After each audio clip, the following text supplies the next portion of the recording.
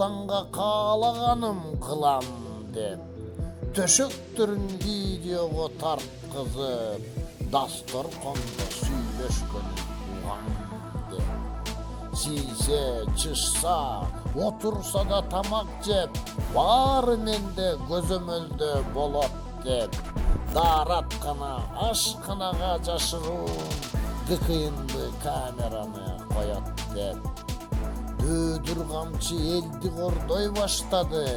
Үйлөнбөй калат кыргыз жаштары. Ак үйдөгү топтолушкан эшектер үй бузаардын ниетин колдоп таштады. Бүт жубайлар Кыргызстандан көчкүлө, же болбосо ажырашып кеткиле. Кыдыршанын көтаңгыч баласы чеп коем дейт үйлөнү эркине.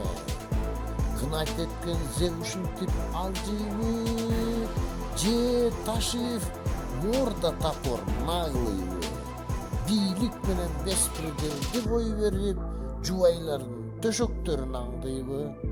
Аялычы бир нерсени ойлойбу, абышкасын тыйып деле койбойбу.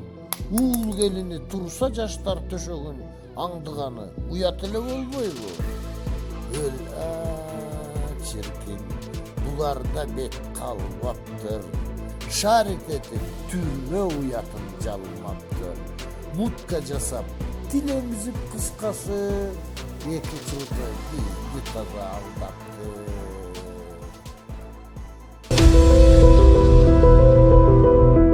Урматтуу көрөрман, эгер сиздерге биздин чындыкты ыр кылып жеткизгенибиз жакса жана акындарды колдойм десеңиздер, биздин Patreon'го катталыңыздар.